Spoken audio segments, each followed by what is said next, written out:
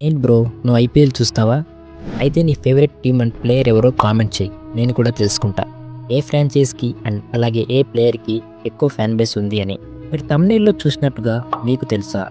ఒక్కో ఐపీఎల్ ఫ్రాంచైజీకి కోట్లలో డబ్బులు ఎలా వస్తాయి? రా నేను ఈ వీడియోలో నీకు పూర్తి క్లారిటీ తీసుకొస్తా. అసలు ఐపీఎల్ టీంలు డబ్బు ఎలా సంపాదిస్తాయి? వీటి మొదటి ఆదాయం బ్రాడ్కాస్టింగ్ రైట్స్. ఐపీఎల్ నిర్వహించేది బీసీసీఐ అని మనందరికీ తెలుసు. బీసీసీఐ డిజిటల్ మరియు టీవీ రైట్స్ని వేలంలో పెడుతుంది. ఉదాహరణకి 2023లో జియో సినిమా డిజిటల్ రైట్స్ 23,758 కోట్లకు and star TV broadcasting rights 23,575 కోట్లకు దక్కించుకుంది. ఇవి మొత్తం 5 సంవత్సరాల రైట్స్. ఇది ఇలా అయితే ఆ మొత్తం డబ్బు నుండి 50% వరకు డైరెక్ట్గా అన్ని ఫ్రాంచైజీలకు సమానంగా పంచుతారు. ఇంకొన్ని వాటాలు పర్ఫార్మెన్స్ ఆధారంగా వెళ్తాయి. ఫర్ ఎగ్జాంపుల్, ఒక టీంకి ఒక ఏడాదిలోగా బ్రాడ్కాస్టింగ్ నుండి దాదాపు 250 నుండి 300 కోట్ల వరకు వచ్చే ఛాన్స్ ఉంటుంది. రెండో పెద్ద ఆదాయం ఏంటంటే స్పాన్సర్షిప్స్. ఒక్కో టీం తన జెర్సీ మీద స్పాన్సర్ల కోసం డీల్ చేస్తుంది. ఫ్రంట్, బ్యాక్, స్లీవ్స్ మీద, హెల్మెట్ మీద అండ్ అలాగే క్యాప్స్ అన్నిటిపై స్పాన్సర్లు ఉంటారు. ఇవి మొత్తం కలిసి 70 కోట్ల వరకు వచ్చే అవకాశం ఉంటుంది.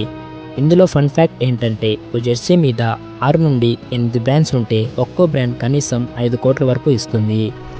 ఇంకొక ఆదాయ పద్ధతి టికెట్ సేల్స్. దీనికన్నా ముందు మీరు ఏ మ్యాచ్ అయినా స్టేడియంలో చూసారా? చూస్తే కామెంట్స్లో తెలియజేయండి. ఒక్కో మ్యాచ్కి 1000 టికెట్లు అమ్మబడతాయి. ఆ టికెట్ డబ్బులో 80% డైరెక్ట్గా హోమ్ టీంకి వస్తుంది. మిగతా 20% బీసీసీఐకి వెళ్తుంది. ఫర్ ఎగ్జాంపుల్, ఒక మ్యాచ్కి 10 కోట్లు వస్తే దానిలో 8 కోట్ల వరకు హోమ్ టీమ్కి అండ్ మిగిలిన 2 కోట్లు బీసీసీఐకి వెళ్తాయి. అండ్ ఇంకో బలమైన ఆదాయం మర్చెండీస్, అంటే అసలైన జాతరే. జెర్సీలు, caps, mobile covers, bags, flags, బొమ్మలు అన్నీ అమ్ముతారు. ఈ అమ్మకాల నుండి ప్రతి టీంకి మంచి ఆదాయం వస్తుంది. చిన్నగా కనిపించిన క్లోతింగ్, ఫ్యాన్స్ గుడ్స్ వల్ల మిలియన్లో ఆదాయం వస్తుంది. ఈ రోజుల్లో డిజిటల్ రైట్స్ గురించి అందరికీ తెలిసే ఉంటుంది. చాలా ఐపీఎల్ టీంలు తమ యూట్యూబ్ ఛానల్స్, ఇన్స్టాగ్రామ్, ఫేస్బుక్, ట్విట్టర్లలో బాగా యాక్టివ్గా ఉంటాయి. వీటిపై స్పాన్సర్లతో డీల్ చేస్తాయి. ఫర్ ఎగ్జాంపుల్, ఓ వీడియోలో స్పాన్సర్ మెన్షన్ చేస్తే వాళ్ళ నుంచి అదనపు ఆదాయ డబ్బు వస్తుంది. ఒక్కో ప్లేయర్ బ్రాండ్కి ఫేస్ ఆఫ్ అవుతాడు. కానీ ఆటగాళ్లతో పాటు టీంలతో కూడా బ్రాండ్స్ కొలాబ్ అవుతున్నాయి. ఒకసారి సిఎస్కే లీసియస్ ఇస్తే ఇంకోసారి ఆర్సీబీ కేఎఫ్. ఈ స్పెషల్ బ్రాండింగ్ డీల్ల వల్ల కోట్లు వస్తాయి. ఐపీఎల్ గెలిచిన టీంకి ప్రైజ్ మనీ. ఉదాహరణకి 2023లో సిఎస్కేకి 20 కోట్లు వచ్చాయి. రన్నరప్ పైన జీటీకి కూడా 12 కోట్లు వచ్చాయి. ఒక్కో టీం విలువ మిలియన్లలో ఉంటుంది. ఇన్వెస్టర్లు వాటాలు కొనుగోలు చేస్తారు. మీరే ఒకసారి ఊహించండి, 2028లో 300 కోట్లకు దక్కే ఐపీఎల్ టీం ఇప్పుడు 7,000 కోట్ల విలువ చేస్తుంది. ఫర్ ఎగ్జాంపుల్, ఐపీఎల్లోనే one of the top fan base ఉన్న టీంలు ఎంఐ, సిఎస్కే, ఆర్సీబీ ఇవి బ్రాండ్లుగా మారిపోయాయి.